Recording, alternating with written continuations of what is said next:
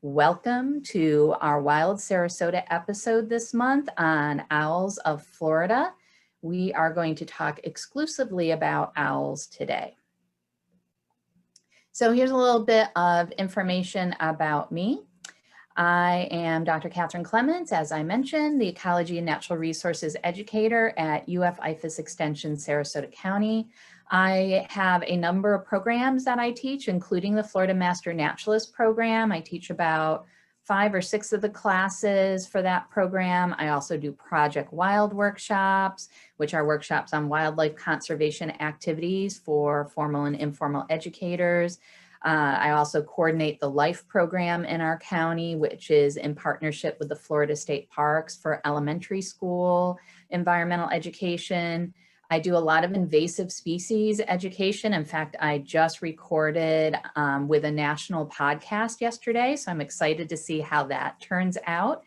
And provide a lot of different programs for our community. I do have a walk out in nature tomorrow where we will be doing an hour of nature meditation at Redbug Slough.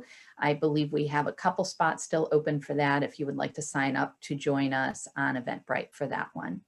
I have a background in environmental education. That is what my Bachelor's of Science is in from State University of New York at Buffalo. I spent a number of years doing that and then decided to go back to school for medicine and practiced as a physician for about 12 years. And then just as luck would have it, the planets aligned and somehow I just found myself back in environmental education, and I've been with University of Florida, IFAS Extension, Sarasota County for about 4.5 years now. I've had the joy and honor of being able to live in Oscar Scherer State Park for the last 20 plus years with my husband, who was the park manager until just recently, and he has actually now joined Sarasota County Parks. So we won't get to live here much longer, but it's been a wonderful 20 years. We've brought our kids up here and many, many, many pets. So enough about me. Let's talk just a little bit about our extension office. If you aren't familiar with extension offices, there are extension offices in every state in our country, and there is one associated with all 67 counties in Florida.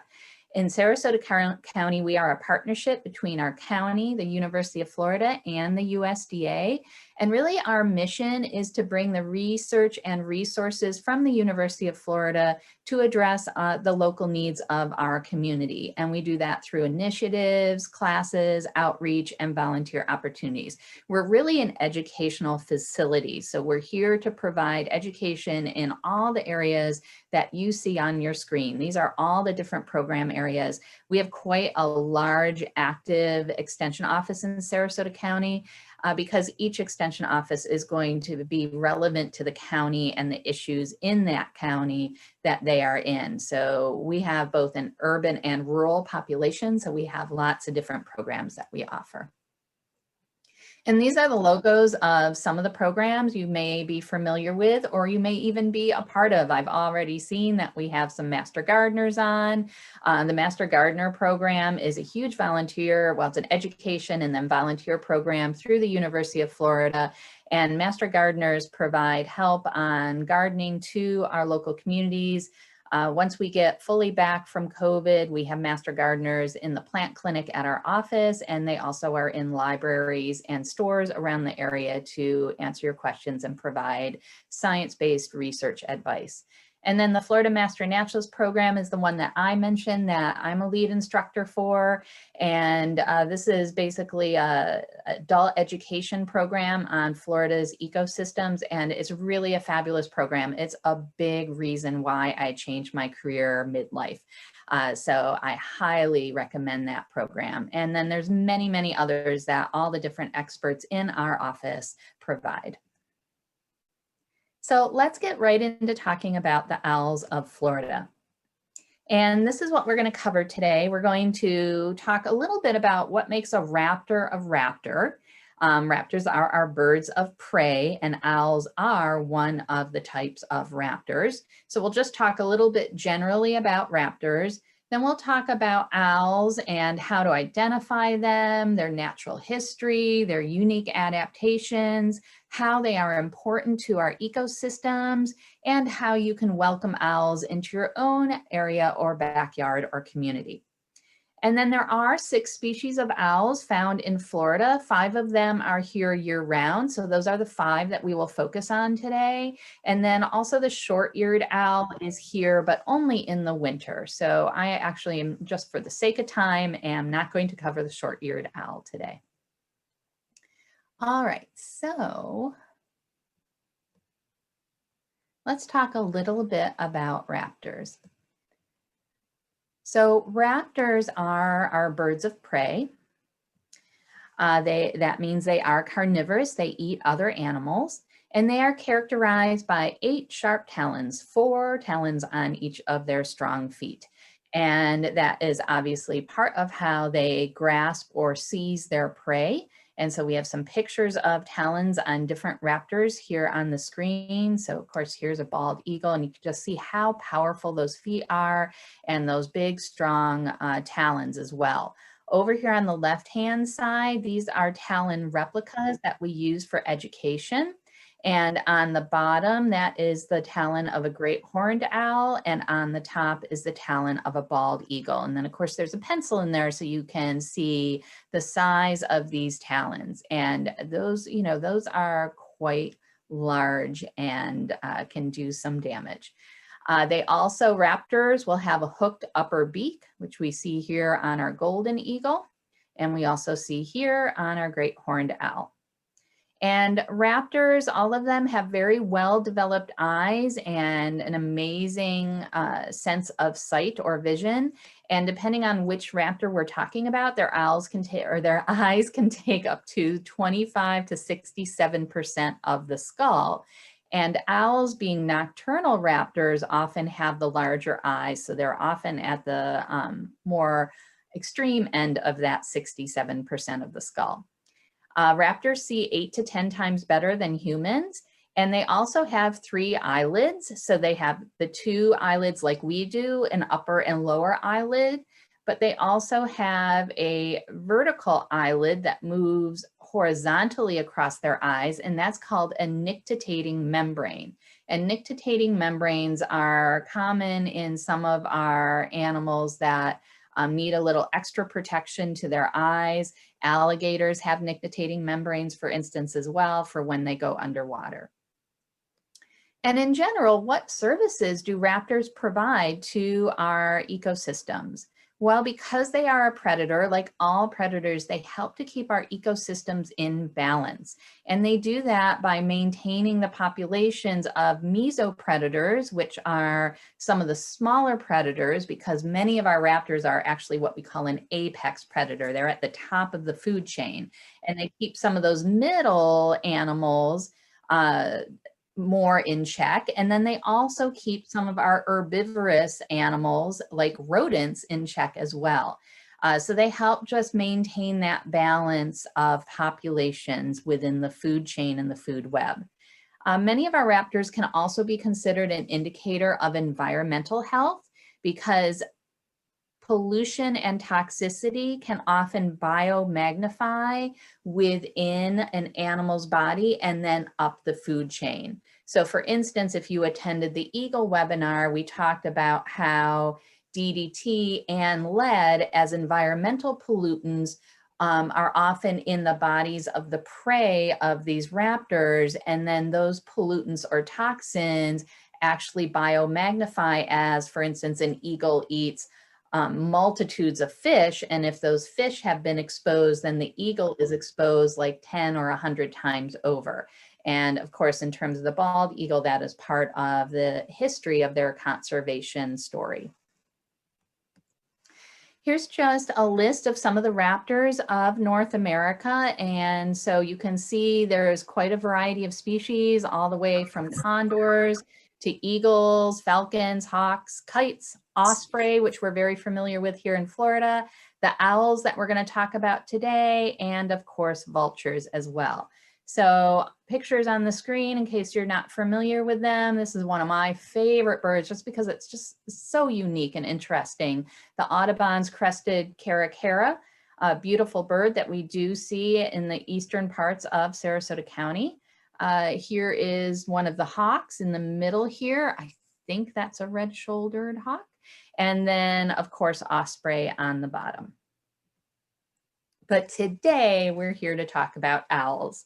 And I do want to mention that much of the information about the barred owls that you will see today in many of the photos, not the barred, sorry, the barn owls, B-A-R-N, many of the photos and the information of the barn owls you'll see today was shared with me by a UF professor named Dr. Richard Raid. So I am going to, if we don't run out of time, show you a little video of his right towards the end of our presentation today. And he is down in Southern Florida at the Everglades Research Center, doing research on a variety of things, but utilizing barn owls as rodent control in our agricultural crop fields. So I will share a little bit of his information with you today. And he's got lots of cute pictures of some of these young barn owls like we see here on the screen. So what makes an owl an owl? We heard a little bit about, in general, what makes a raptor, but let's talk more specifically about what makes an owl an owl. So there are a couple families of owls. The true owls have an oval or round facial disc, and those are going to be like your great horned and your barred owls. And then the barn owls, which we see a picture of in the upper right here, they have a heart-shaped face and generally a much slimmer body compared to some of those other owls.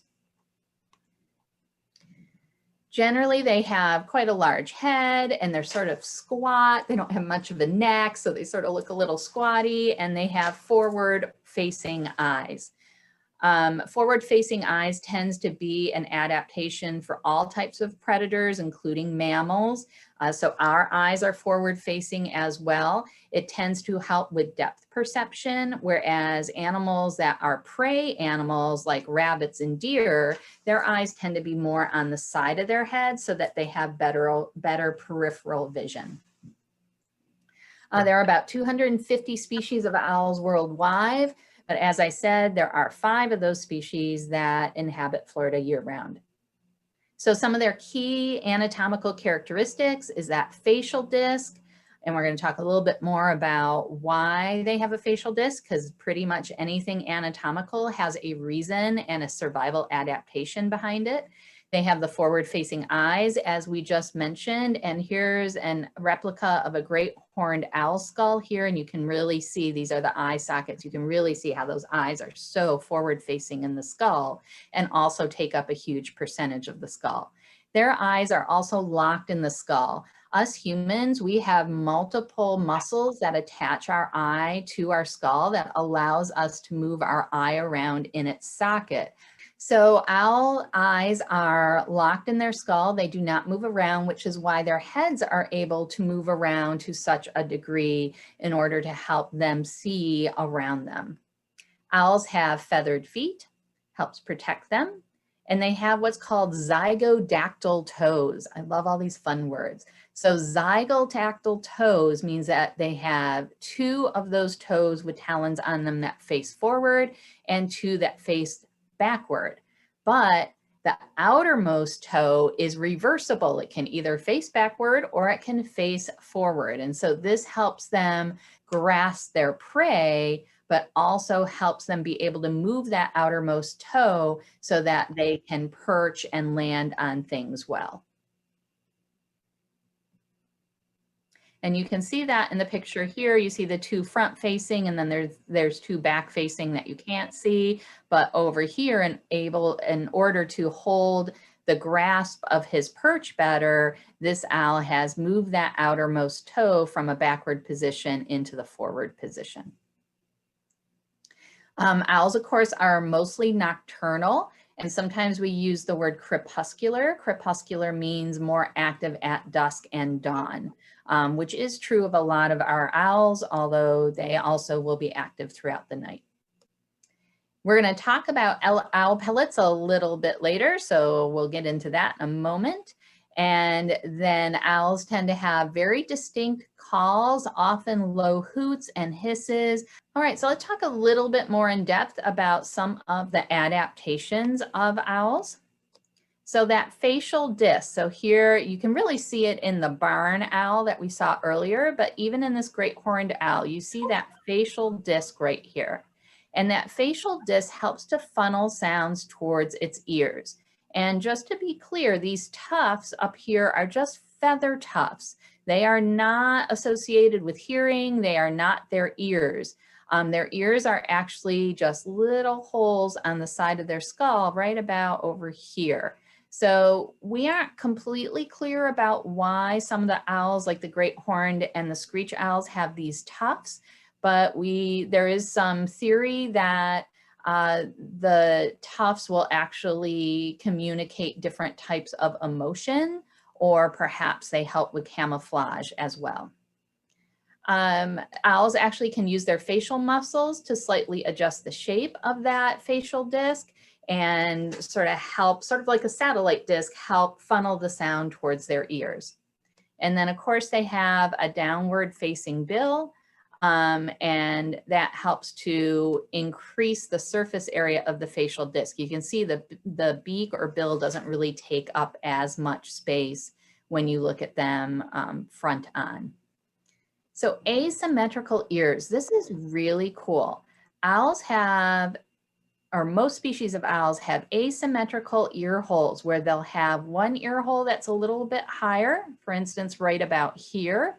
And then on the other side, the other ear hole will be a little bit lower. And that helps do something called triangulation of their prey. And we're going to see a little video about this in a minute. But when their ear holes are off from each other, asymmetrical, then their brain gets the sound at different times from left and right or from above and below. And that helps their brain sort of focus in on exactly where those prey sounds are coming from. Maybe it's the movement of a vole or the squeaking of a mouse. And that owl, especially in the dark, can really center in on the exact location of its prey. And they have a very complex medulla, which is part of their brain that helps their brain manage all this information. They're able to hear noises that humans can't detect. Their ear openings are covered by barbless feathers that will decrease turbulence when flying. And as we said, those ear tufts are not ears at all, and they don't aid in hearing. So as we mentioned, we already talked a little bit about sight and their forward-facing eyes and how their eyes are locked into their skull and can't move. So most owls are able to rotate their heads up to about 270 degrees.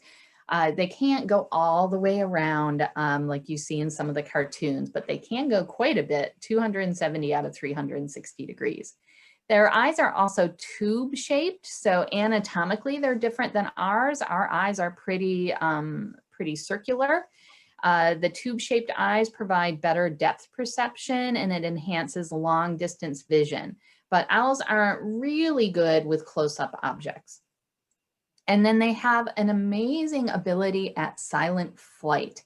We're going to see another short video in just a second that's going to show a little bit of the morphology of their feathers on their wings, their primary flight feathers. And there's like a fringe on the leading edge of those primary feathers that breaks up the sound of the wind as they move through the air. And it makes them have almost silent flight. So I've had an owl actually fly over my head where I felt the wind stir over my head and I looked up and saw an owl go right over me and I never even heard it. So they are pretty silent. They have broad wings that are large compared to their body size, but that allows them to stay aloft with minimal effort and also continues to reduce any type of flight noise. So really amazing, all of these finite anatomical changes, characteristics that allow for survival adaptations. There's an amazing resource at the U.S. Fish and Wildlife Service Forensics Laboratory called the Feather Atlas. So if you ever want to identify bird feathers or look at pictures of different bird feathers, this is a great place to go. You do have to be careful. You should not pick up and keep bird feathers though, because almost all birds, unless they're a game species, are protected by law, and you're not allowed to have their feathers, their nests, or any other part of them unless you have some type of educational or scientific permit. So you don't want to keep feathers, but take a picture of a feather if you find one, and then take it home and head over to this Feather Atlas and see if you can identify what bird left that feather behind. These are some pictures, for instance, of the great horned owl primary wing feathers. So you can see even within the flight feathers, there's changes in shape as you go from the front of the wing to the back. All right, so let's talk a little bit about owl pellets. A very interesting topic. Owl pellet dissection is a really fun activity to do, especially with some of your elementary or middle school groups. You can get owl pellets that have been sterilized by heat through some of the educational organizations, and then actually dissect them or pick them apart with your family or your classroom. It's a great activity because what you're going to find in there is parts of whatever the animal was that the owl ate. And what the pellet is basically a regurgitation of the parts of the animal or food that it ate that it is not able to digest. So owls have a slightly different digestive system than some of our other birds. They lack a crop, which is basically a sac in the throat that allows other birds like chickens to store their food for later. So in owls, the food travels directly through the digestive system, and they have less acidic digestive secretions than other raptors. So they aren't able to break down some of the other parts like feathers, fur, and bones that other raptors would be able to digest in their prey. So what they will do, and they also swallow their prey whole or partially teared. So it's also in sort of larger chunks too. So just harder to digest all the way around. So about several hours after eating, the pellet will form in their digestive tract. And once again, that's just parts of their food that they ate that they can't fully digest.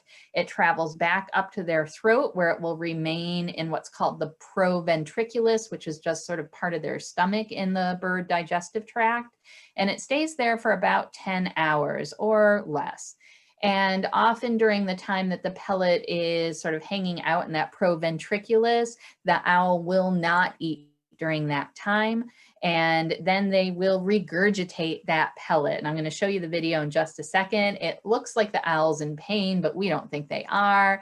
They basically close their eyes. It takes a lot of muscular movement to regurgitate that pellet, and they will bring up that pellet with all the undigested material in it. Here's what owl pellets can look like. These are barn owl pellets. So these also came to us compliments of Dr. Richard Raid from University of Florida. So you can see they can be different sizes and shapes.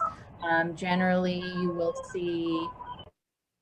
will see fur or hair or feathers depending on what the owl ate. And then you will also see some of the skeleton of the animal that was its prey. Right here I see a scapula, which is a shoulder bone.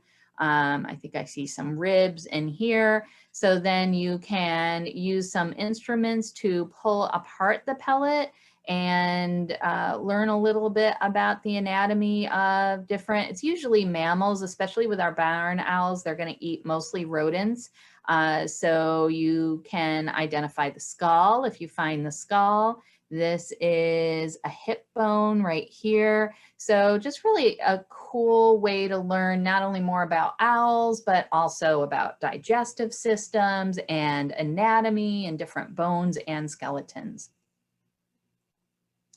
So a little bit of Dr. Raid's information. Part of why he's been doing this barn owl research for the University of Florida in the South Florida area is that rodents are causing upwards of $30 million of damage to sugarcane each year in Florida. And sugarcane is one of our main agricultural crops here in Florida. So $30 million is a lot of money to be losing due to rodent damage. And barn owls offer an environmentally friendly control solution to these rodent populations. And so here they looked at a number of barn owl pellets, and they identified the remains in those pellets to help determine what the barn owls in that area, which is right near Lake Okeechobee where they're doing this research, what they were eating. And you can see for these barn owls, at least, it was pretty even between cotton rats and the house mouse. And then there's a little bit of rice rat and roof rat. And then I'm not sure what was the other category, but a few other things besides those 4 types of rodents. And this was the data from 100 barn owl pellets that were collected. And so you can see they really are sort of rodent eating machines, and that just helps to keep that whole food web and ecosystem balanced, as well as providing an ecosystem service to us humans of helping to protect some of our important agriculture. Once again, here's a few pictures of skeletons, a jawbone, a hip bone. This is probably a femur or leg bone. These are from owl pellets that I just dissected over 20 years ago up in New York State. And once again, the pencil is in there to give you a sense of size, really tiny. These were probably voles, which are very common up in New York State. All right, so let's talk about our individual owls. I'm gonna try to talk for only about 20 more minutes, so I'm probably gonna speed up a little bit, and then I will leave time for questions and answers at the end. So here is our barn owl that we've already seen a number of pictures of. They have that heart-shaped face. They tend to have gray or sort of cinnamon-ish colored wings with a spotted chest. Females tend to be darker and more spotted. They have long rounded wings and short tails. And look at how long and skinny their legs are. And they do not have ear tufts. Only a few species of owls have ear tufts, not all of them do.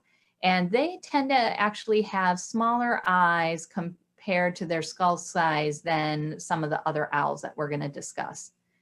There's sizes for females and males. Usually with raptors, females do tend to be a little bit larger than the males.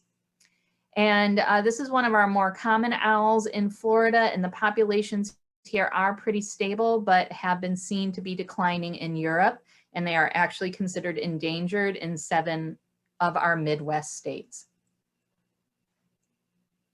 They like to nest in hollow trees and buildings, and their diet, as we've been talking about, really mostly is rodents, but they'll also consume small birds, reptiles, amphibians, and some larger insects. And they will lay about 4 to 6 eggs in February. So they don't have the typical hooting call that many of us associate with owls. They have more of this like harsh sort of screeching scream, but they also will purr to each other. So the males will purr to attract the females, and the females will purr to the males when they want to be fed. So they do have some other sounds besides just that sort of harsh screeching sound. There are about 56 different races of barn owl distributed worldwide. And males will also attract females with different display flights, such as the moth flight. So they will have different sorts of ways that they fly in the hopes of attracting females. And then some really interesting research is that apparently female barn owls advertise that they have good genes and should be the best ones to mate with by the number of spots on their chest. So they tend to be more showier than males anyways, but males tend to show a preference for heavily spotted females. And it's been hypothesized that female spottiness actually reflects immune strength, so that they may be the better females to mate with. So very interesting, some of these adaptations. So here we're going to sort of take it through the life cycle of barn owls from egg to adult. So as you can see, the eggs are about slightly smaller and more round than a chicken egg.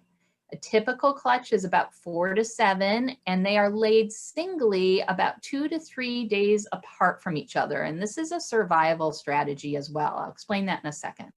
The nest is usually built on the remains of previous prey, so some of those owl pellet remains, for instance. And the chicks take about 32 days before they hatch. Here we see some young chicks that have just hatched. They tend to be very weak and their eyes are closed for the first 2 weeks. And they sleep much of the time during this stage, just like human babies.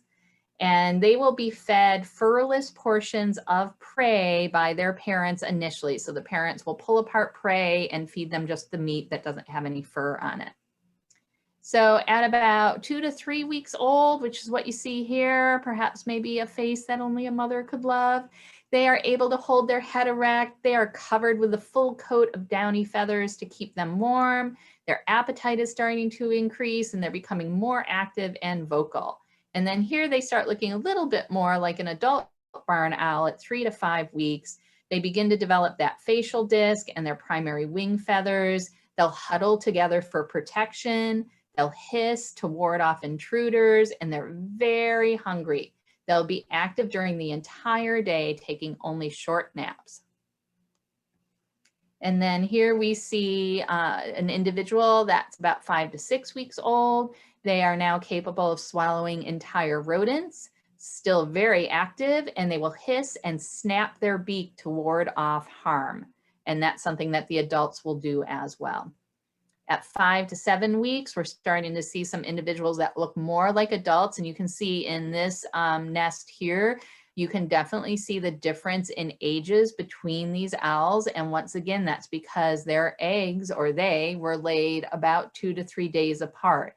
And part of why that is an adaptation survival strategy is if there isn't enough food available to feed the young, usually the oldest and strongest and more developed young is going to live, and that younger owl is not going to make it.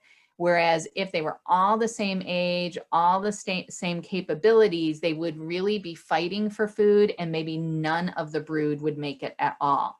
So this allows for, in bad years or in bad circumstances, the hope that at least your older owls will survive to adulthood. And then here we see them at 7 to 10 weeks old. Their primary feathers are nearing full development. They're losing their down feathers. You can see they still have some down feathers, these two on their chest. They are capable of swallowing entire rats at this point, and they are learning how to hunt from their parents. They will start flying from the nest at about 10 weeks old. All right, here I have one of Dr. Raid's videos of the barn owls in the boxes that he uses for research. And this is of a female who's eating, and then the male's gonna fly in, and you're gonna see him try to get the female's attention. He wants to feed her, but she's already busy. There's the male holding up a rodent saying, pay attention, look at me, look at what I brought you. She wants nothing to do with it.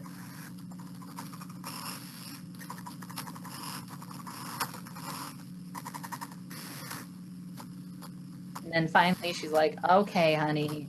All right, I see you. Thank you. Go away.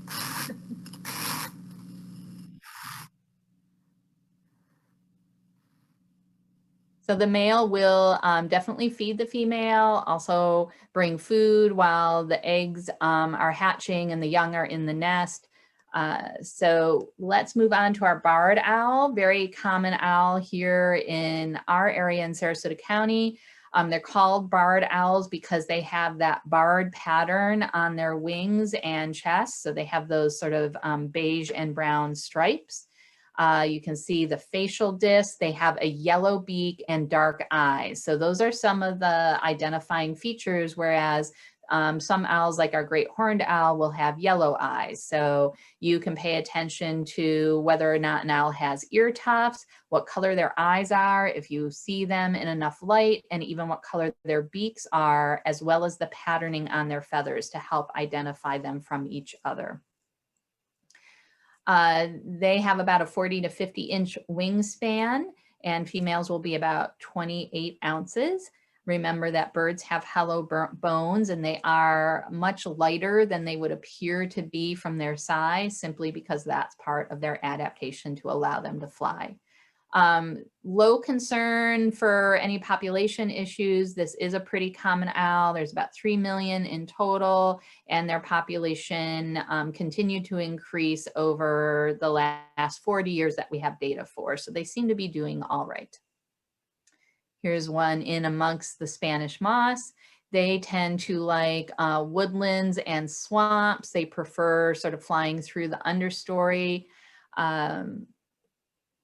They are a resident species here and largely sedentary. They tend to roost during the day and hunt at night, but they are fiercely territorial. Let me see if I can play their call for you. They will move though if there's a great horned owl in the area, because great horned owls will attack or even kill barred owls as well as some of the other owls, because great horned owls are the largest owl in Florida. So you can see there's variability in the sounds they make, of course. So they are most known for that who cooks for you all call, but they make a variety of sounds that often sound a little bit like monkeys if you hear them at night.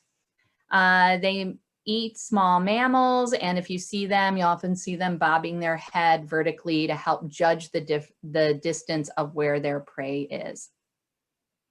They tend to mate for life. They nest in old tree cavities or stick platforms built by other animals. Many of our owls don't make their own, they don't make their own cavity. They don't often even make their own nest. They will just find a place that is comfortable for them.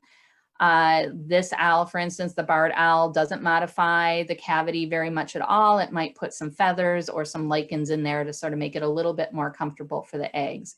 They lay their eggs from January to March.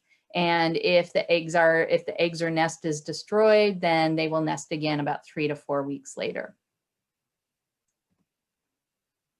So our great horned owl, this is our largest owl in our area. This is the one that has the ear tufts, and you can see yellow eyes as well as a black beak.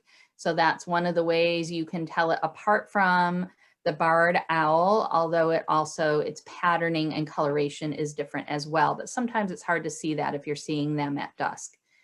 They can vary a little bit in color tone. In the Pacific Northwest, they tend to be darker and more gray. Here, they tend to be a little bit paler and lighter gray. They have those prominent ear tufts. They're the only big owl in Florida that's going to have those ear tufts. The eastern screech owl is a little tiny owl, only about 6 inches tall. They also have ear tufts, but a completely different size. So that can help you with identification.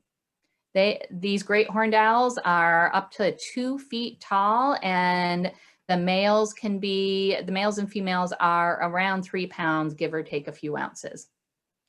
There has been a 33% decrease in their range over the last 40 or so years, probably because of loss of habitat. And early in the 19th century and into the early 20th century, they were also heavily hunted. So 45% of their population is found here in the United States. They are also in Canada and Mexico. They like woodlands and swamps as well, although I would say barred owls are going to more likely be found in wetlands and open fields, and great horned owls more in pine flatwoods and wooded areas, but they do have a lot of habitat crossover. These are usually nocturnal hunters, but any of the owls you can see out during the day, and some of our owls actually are most active during the day, like the burrowing owl. So our great horned owl does that hoo-hoo, hoo-hoo sort of call, a little bit different from our barred owl. They also mate for life, so they're monogamous. They will adopt a nest built by other species, and they'll nest in a variety of locations, although my experience has been that great horned owls are a little bit less comfortable around inhabited areas, less comfortable around people, and barred owls are a little bit more comfortable and might be found closer to where people live. The great horned owls will have 1 to 4 eggs, and those are also laid 1 to 7 days apart, similar to the barn owls. And here's our eastern screech owl. This is our tiniest owl, and they are found in 3 color morphs, gray, red, or brown. They're very well camouflaged. They're really hard to see. They look a lot like tree bark. So I've actually been sort of surprised when I'm looking at a tree and all of a sudden I realize that there is a screech owl sticking its head out of a tiny hole in the tree, and it just looked like bark to me. They are very short and stocky. They have a large head and of course those pointed ear tufts. They're about the size of a robin. They're really only about 6 inches tall, and they weigh less than a pound. It's difficult to estimate their numbers, but they do adapt really well to the presence of humans, and they thrive as generalists in the suburbs. Generalists meaning they will eat lots of different things. They are dependent upon trees, and they like to live near water all the way from the eastern US to the western Texas border. They eat small animals and a surprising amount of lizards, earthworms, insects, crayfish, and frogs. They can eat bats, as some of our larger owls definitely do, and they will cache their extra food for up to 4 days. So here's one in a tree cavity, and as you can tell, they are so well camouflaged. Also, they are usually monogamous, like many of the other owl species we've talked about, although some males will mate with 2 females, and then that second female will kick the first female out of the nest and will actually sit on both clutches of eggs. They also are cavity nesters, and they don't really alter the nest or build a nest. They just will utilize a small hole in a tree. I often here in Florida will see them in the hole of a palm tree, but they also will use holes in other types of trees or in snags.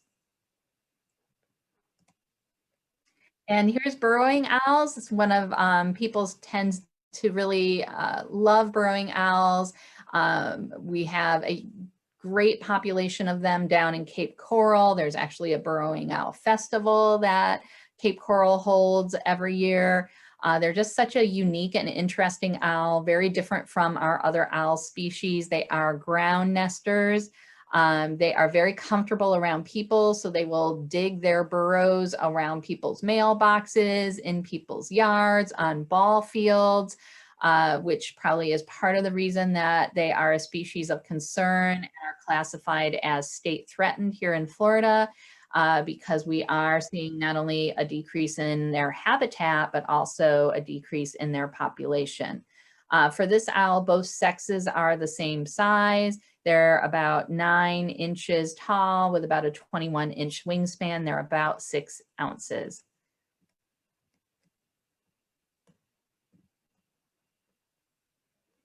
They like to perch on things that are just slightly above the ground. So a lot of times when they're in areas populated by people, you'll see people putting sort of a cross-shaped wood structure near their burrows, which the owls really like to use to perch upon. They were historically found on dry prairies, but as I mentioned, now they're found in all sorts of open habitats with short grasses. They are, the burrowing owls here are non-migratory, unlike our western burrowing owls. They decorate their burrows with all sorts of things, including dung, feathers, and grass clippings. They hunt on the ground during the day, eating things like insects and lizards and frogs and snakes, but they'll also eat small birds and rodents. And they also will cache their food and save it for when they are incubating and sitting on their eggs and bringing their young up. They have single mating pairs, but they will form loose colonies with other families. They just sort of keep their distance a little bit, but they will be in the same general area.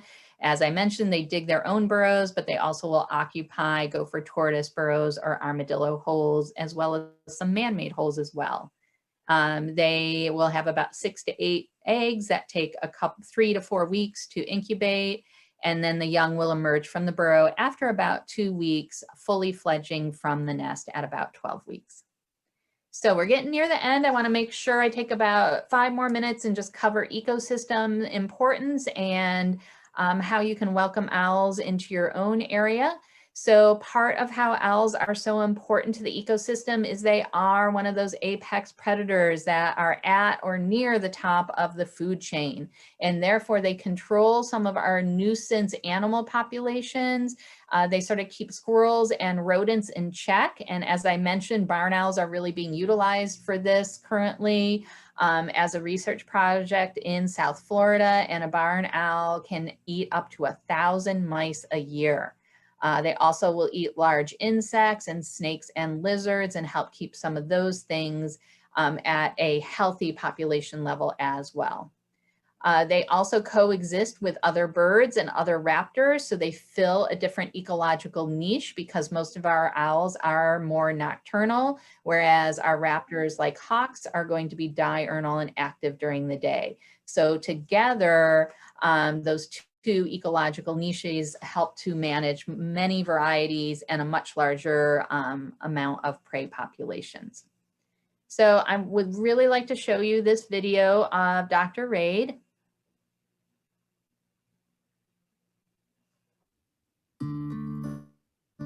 Even though I'm a plant pathologist, I also work on some other pests of some of the crops here in the glades, principally rodent pests. My name is Dr. Richard Raid. I'm a plant pathologist with the Everglades Research and Education Center. One of the things that people don't realize is that rodent pests such as mice and rats cause millions of dollars in damage to crops every year. And so we were looking for an environmentally friendly method of rodent control, and we came across the barn owls. Barn owls are probably the most prodigious rodent predator on Earth. And so with our program, we wondered why we didn't have enough barn owls in the area to control the rodents, and it was habitat that was the limiting factor, nesting habitat primarily. And so our program is really based on the positioning of nesting boxes around the glades for the barn owls to live in, and then they in turn take care of the rodents for the growers and the industry that's located here.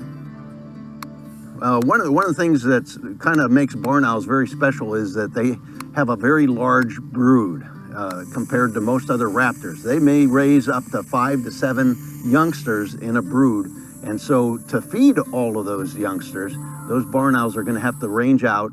They'll range out usually maybe a kilometer or two, and then they'll capture prey in that vicinity. In terms of value, barn owls are well worth their weight in almost gold. Really, they provide years of rodent control for very little impact on the environment. One of the ways that they used to control rodents in this area was to use rodenticides, a lot of rodenticides for rodent control. Since the beginnings of our program, the growers have gone to using a lot more barn owls and reducing their use of rodenticides. I had one grower in particular that he used to raise 3,000 to 4,000 acres of sugarcane, and he told me that he totally eliminated rodenticide use because he went to solely barn owls. So just a great option for just overall ecosystem health, as well as decreased use of chemicals that are harmful to other animals as well. So how can you attract owls to your yard? You can help by creating habitat for them, by leaving large bare branches and dead trees if it is safe, and if you live in an HOA, you may not be allowed to do that. But if you have a larger parcel of land and you're able to leave up dead trees or some of those larger branches and it's not a safety issue for you or your house, that's a great place for owls to be able to perch and roost. You want to minimize pruning for natural growth of your trees. You want to maintain grass and open fields. And then of course you can put in nest boxes. And in just a moment when I finish up, I'm going to put links into the chat box for both barn owl nesting boxes and screech owl nesting boxes. Not all owls will use nest boxes. Great horned owls usually won't, but barn owls and screech owls will. They do not eat birdseed. Please don't try to provide birdseed for owls, it won't work, and it's not what they normally or naturally eat. And they receive their hydration from prey, so you also don't need to provide water for them. But you want to avoid outdoor lighting like floodlights that will keep them away from your area. You want to avoid netting in your yard that they could get tangled in. You don't want to use recorded owl calls to bring them in. That can actually be dangerous for them. And of course, we want to avoid use of rodenticides and other pesticides.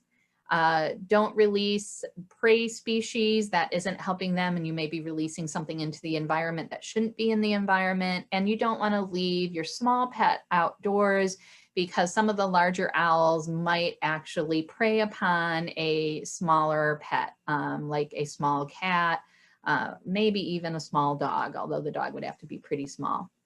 So cavity nesting owls are the ones that are going to use nest boxes. Here's a picture of Dr. Raid with one of the barn owl nest boxes in the Everglades, and a more close-up picture of one of the nest boxes that you also saw in the video. For barn owls, they need to be no smaller than 10 by 18 inches, and they need to rest on a 10-foot post. Like our bat boxes, those owl boxes, especially for our larger owls, need to be up above the ground a little bit so that they are able to leave the box and take flight. All right, so that is our presentation. I have still about 7 minutes that I can answer questions for you, so I will do that in just a moment. On the screen here is my email, so please reach out to me if you have further questions. But thank you again for joining us today.